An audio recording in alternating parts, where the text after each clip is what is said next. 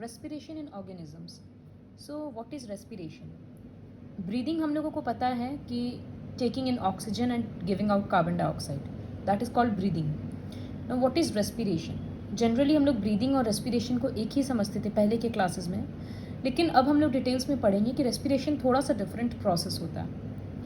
C, a process called respiration releases, you already know that all living organisms require energy to perform different biological activities.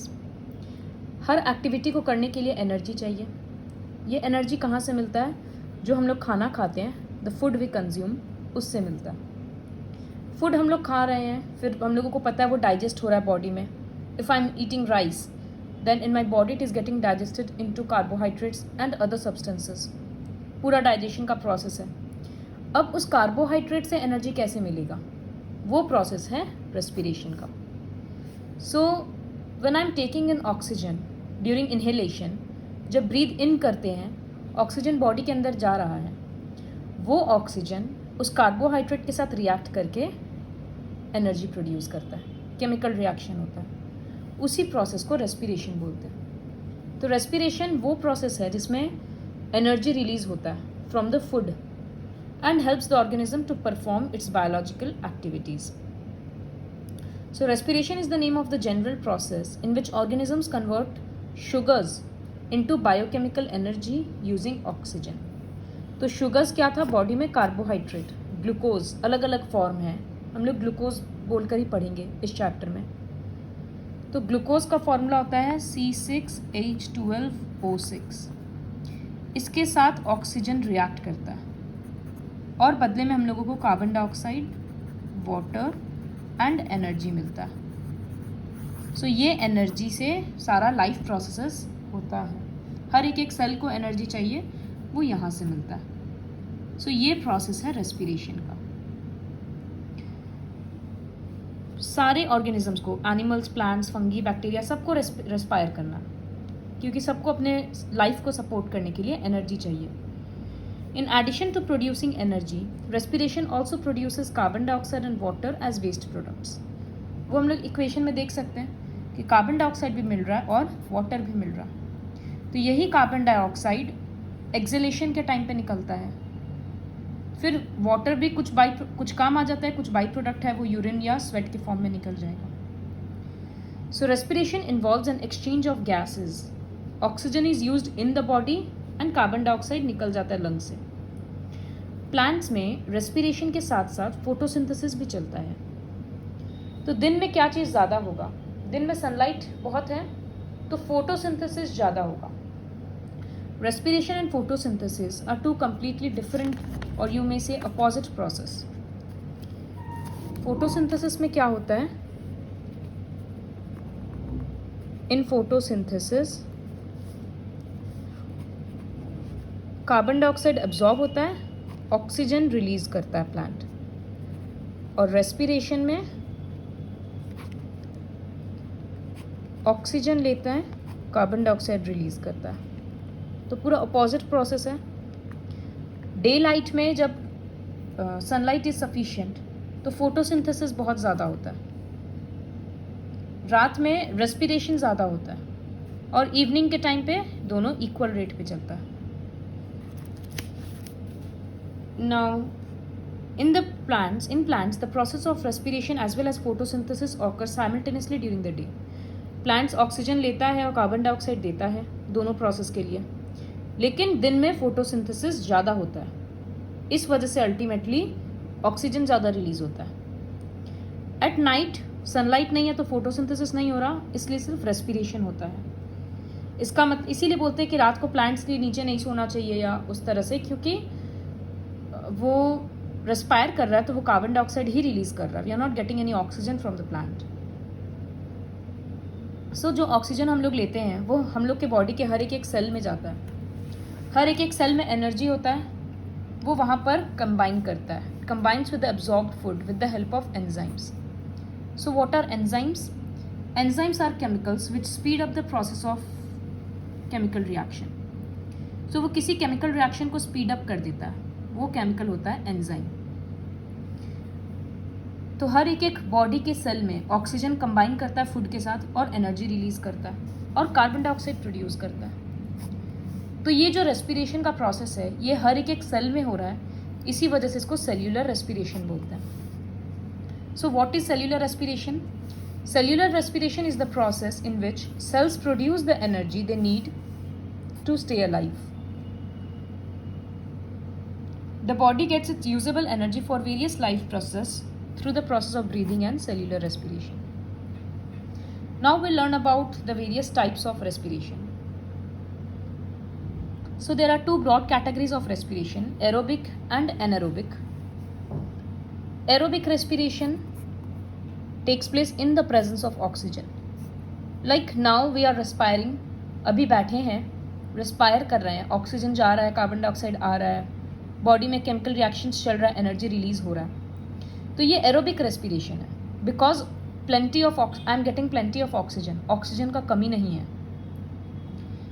However it is the oxygen in the air which is necessary for aerobic respiration. An organism is described as aerobic if it requires oxygen in order to survive. किसी को survive करने के लिए, जिंदा रहने के लिए oxygen चाहिए, तब उस ऑर्गेनिज्म को एरोबिक बोलते हैं। बहुत सारे ऐसे बैक्टीरिया होते हैं जिनको सर्वाइव करने के लिए ऑक्सीजन नहीं चाहिए। They can respire even in the absence of oxygen.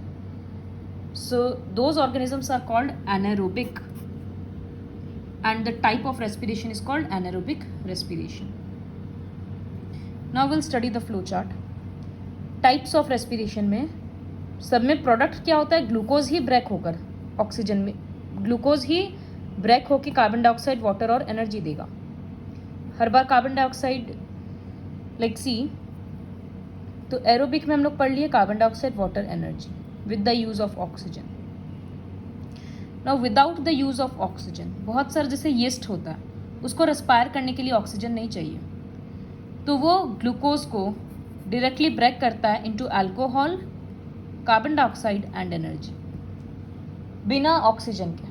इसीलिए लिखा है without the use of oxygen. तो इसीलिए ये एनारोबिक रेस्पिरेशन हुआ। और बाई प्रोडक्ट्स क्या है ये? फिर एक तरह का एनारोबिक रेस्पिरेशन होता है इन एब्सेंस ऑफ ऑक्सीजन, मतलब ऑक्सीजन का कमी में होता है।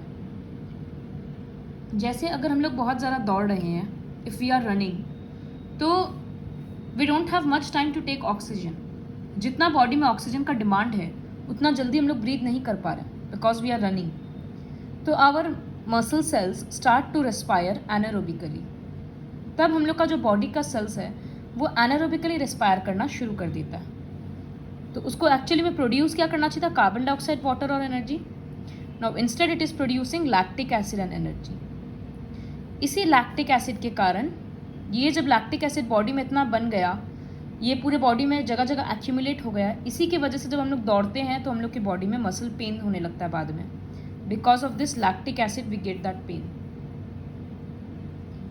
सो these are the types of respiration. Anaerobic को भी दो कैटेगरी में डिवाइड किया गया है, जिसमें ऑक्सीजन चाहिए ही नहीं, और ये होता है जब ऑक्सीजन का कमी होता है। सी, एनारोबिक के बारे में थोड़ा और बोला गया है। Anaerobic respiration takes place in the absence of air. Oxygen use नहीं करता है। जैसे अल्कोहलिक बेवरेजेस प्रिपेयर करना है, वाइन वगैरह प्रिपेयर करना है, तो क्या किया जाता है? एक वुडन बैरल में, वुडन बॉक्स में या किसी कंटेनर में फ्रूट्स वगैरह को डालकर, ग्रेप्स हो गया, बहुत सारी चीज़ों को डालकर, क्योंकि उसमें ऑलरेडी शुगर है, यीस्ट ऐड कर दिया जाता है और उसको कम्प्लीटली कवर कर दिया जाता है। तो अब वो यीस्ट क्या करेगा? उसमें ग्लूकोज है, उसको वो उस पर वो फीड करेगा, उससे वो रिएक्शन स्टार्ट करके खुद एनर्जी डिराइव करेगा। तो बदले में क्या मिलेगा? Alcohol, carbon dioxide and energy. So उसी अल्कोहल से प्रोडक्ट्स बनता है। देन इडली डोसा का जो बैटर होता है, फर्मेंटेशन का प्रोसेस में भी यही होता है। थोड़ा सा कैसे यीस्ट को यूज़ में लिया जाता है? पानी लेंगे और उसको गर्म करेंगे, ल्यूक वार्म मतलब हल्का गर्म करेंगे, और उसमें शुगर ऐड करेंगे। फिर उसको अगर हम लोग यीस्ट डालकर कवर करके छोड़ देंगे, तो after 3 to 4 days will see that bubbles निकल रहा है और ये पूरा कवर हो गया, एकदम बबल्स का पूरा एक लेयर आ गया। सो इसका मतलब यीस्ट रेस्पायर कर रहा है, जिसके वजह से कार्बन डाइऑक्साइड रिलीज हो रहा है। तो एनारोबिक रेस्पिरेशन काफ़ी यूजफुल प्रोसेस है अल्कोहलिक बेवरेजेस बनाने के लिए और बेकरी का आइटम्स के लिए, ब्रेड, केक, सब कुछ। In plants, yeast and bacteria, anaerobic respiration results in the production of alcohol and carbon dioxide. ये ब्रूइंग और बेकिंग इंडस्ट्री में काम में आता है। इस प्रोसेस को फर्मेंटेशन बोलते हैं। Next is why do we get muscle cramps after heavy exercise. Heavy exercise के बाद मसल क्रैम्प्स क्यों आता है? ये हम ऑलरेडी बोल दिए कि जब ह्यूमन मसल्स रिस्पायर करता है एनारोबिकली, जब हम लोग दौड़ रहे हैं तो बॉडी एनारोबिकली रिस्पायर करता है और लैक्टिक एसिड प्रोड्यूस करता है। यही लैक्टिक एसिड प्रोड्यूस होकर बॉडी में एक्यूमुलेट हो जाता है। Therefore, they get fatigued and after some time causing muscle cramps. Anaerobic respiration in humans is less efficient. Aerobic respiration में जितना एनर्जी प्रोड्यूस होता है anaerobic में उतना नहीं होता है।